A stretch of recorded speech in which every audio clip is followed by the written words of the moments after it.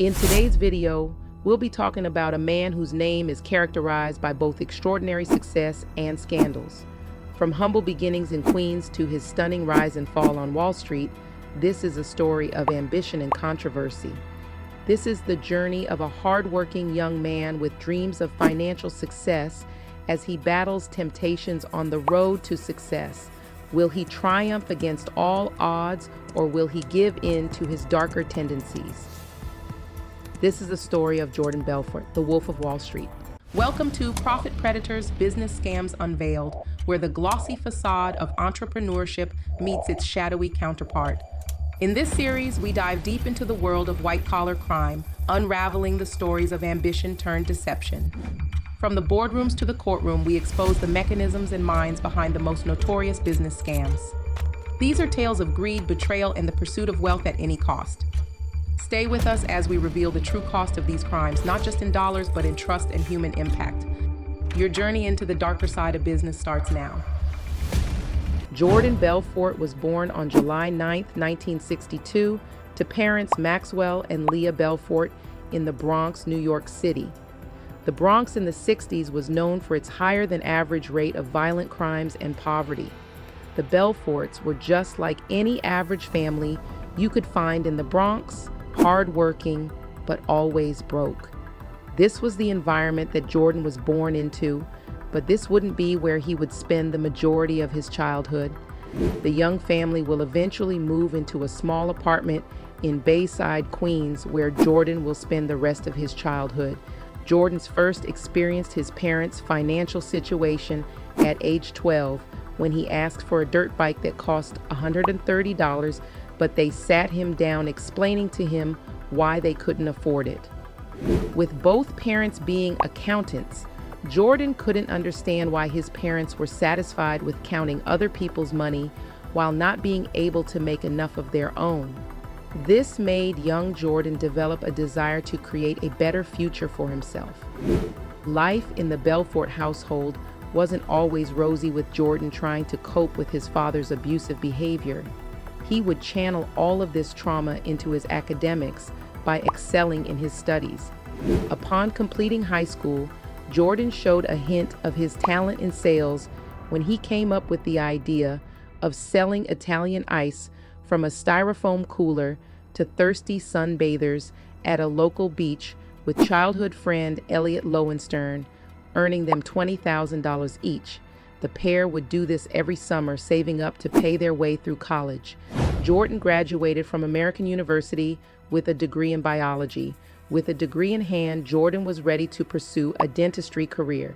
His first day of dental school ended up becoming his last, as the dean of the school at the time crushed his dreams with his welcoming speech. He had said, "The golden age of dentistry is over. If you're here simply because you're looking to make a lot of money, you're in the wrong place." This caused Jordan to give up on being a dentist, since money was the only reason he chose to be one. This decision will end up influencing the rest of Jordan's life. With no job and a burning ambition to make something of his life, Jordan had to act fast.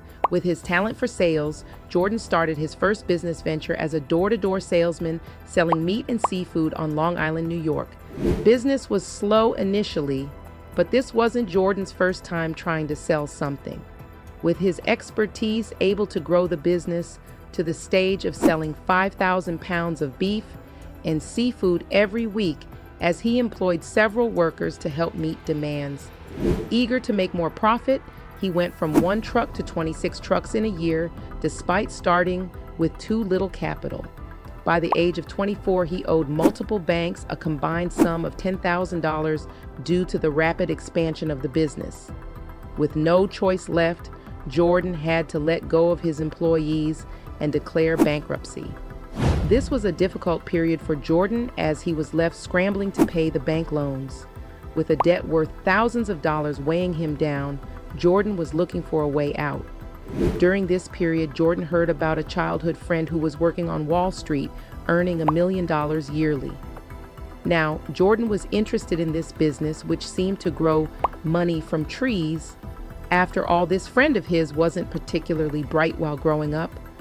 Jordan applied for a job at investment banking firm L.F. Rothschild, and during the interview, He wowed the interviewers with his talent in sales, especially when he tried to get them to buy stocks during the job interview.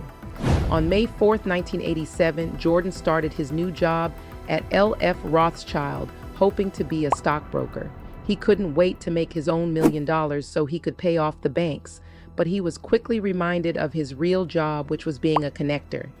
His job was to dial the phone numbers of business owners trying to get past their secretaries so that the real stockbrokers could convince the business owners to buy stocks.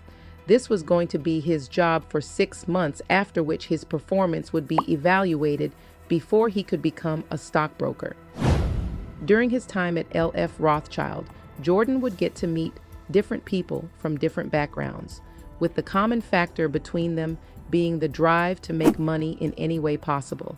He would also be introduced to the other part of Wall Street, where drugs, alcohol, and prostitution were the norm. It wouldn't only be his morality that would be tested on Wall Street, as his ethics was also put to the test. You would expect that Jordan, who came from a Jewish home that valued honesty and integrity, would be able to resist these temptations. Jordan would adapt to both sides of Wall Street like a fish in the water, as he threw away those values in exchange of the acceptance of his co-workers. In November of that same year, Jordan would finish his training as a connector in L.F. Rothschild and was sure to become a stockbroker, or a master of the universe, as they were called in those days. But it was never meant to be. On the 19th of October 1987, the infamous Black Monday, Wall Street would witness a global stock market crash that would see L.F. Rothschild shut down. This would cause the firm to let go of its staff, including Jordan. This incident was enough to break any man down, but not Jordan. After having a little taste of Wall Street, he couldn't get enough. After the unfortunate event, Jordan sought employment at other firms like F.D. Roberts Securities and Investors Center, which was a penny stock brokerage. These are firms that help clients buy and sell stocks that are less than $5 per share. Jordan wasn't too happy to be outside of Wall Street, as he felt that was the best place he could fulfill his ambitions of being a millionaire. But to his surprise, he realized how little the market was regulated. It was at this point Jordan's talent in sales would fully bloom. With the lack of regulations and his lack of ethics since his time on Wall Street, he was selling penny stocks to his clients while grossly exaggerating their value. Within weeks, Jordan was breaking the company sales record as its highest-ranking stockbroker. With his experience in Wall Street, Jordan was able to make $80,000 a month despite working only 2 days a week. But this wasn't what he wanted, as he never forgot about his time on Wall Street. So in 1989, Jordan left F.D. Roberts Securities and Investors Center. He was going back to Wall Street not to look for a job, but to create his own company. In 1989, Jordan founded STRATTON OAKMONT together with close friend Danny Porish as an over-the-counter brokerage house. They met when Danny's wife, Nancy, introduced both men to each other during their time in Queens. The two men would end up being close friends, as Jordan convinced Danny to take the exam to become a stockbroker. The firm started earlier that year as a franchise of Stratton Securities before Jordan bought it out.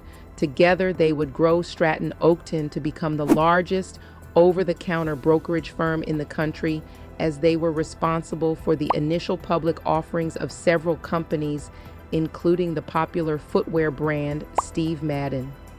Jordan was finally living the future he dreamt of. The company was employing over 1,000 stockbrokers and was managing investments worth over $1 billion, with Jordan making $50 million yearly.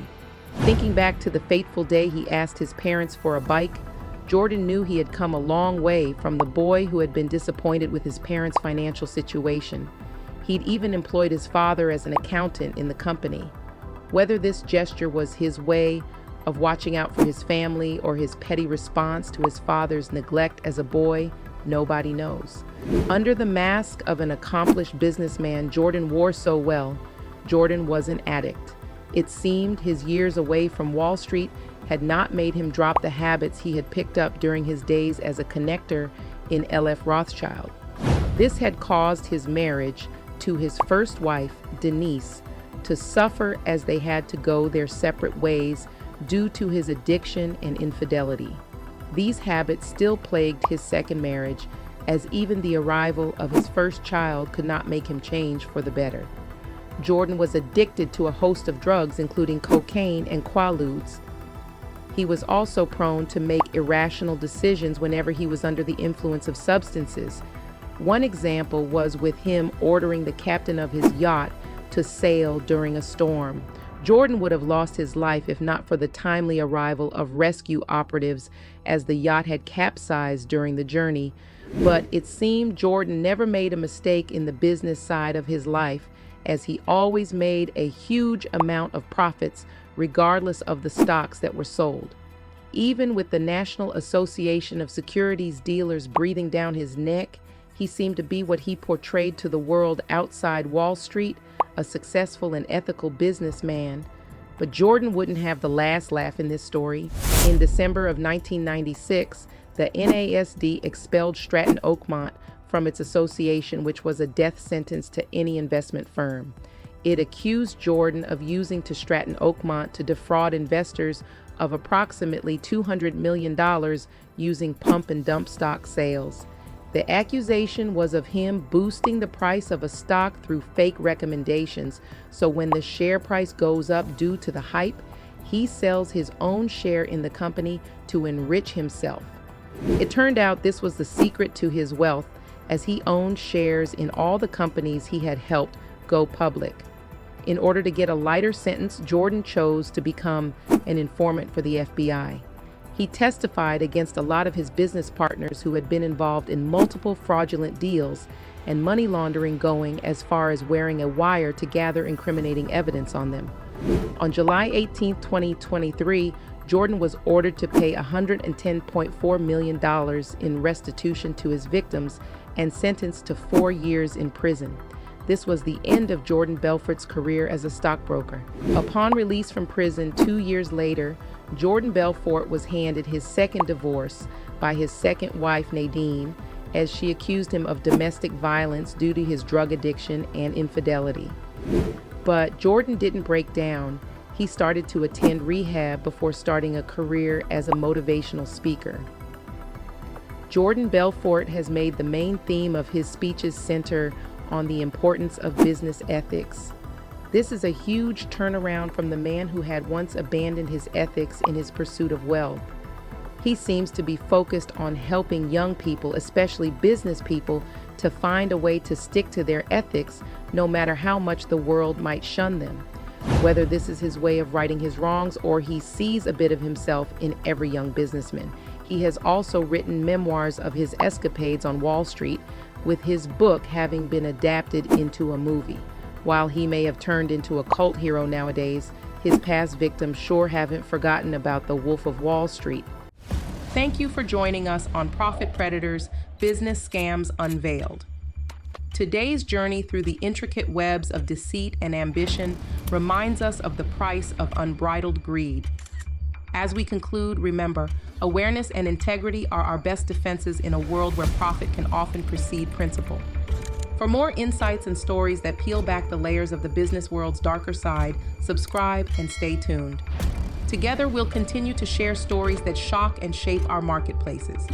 Until next time, stay informed and always question the integrity behind the profits.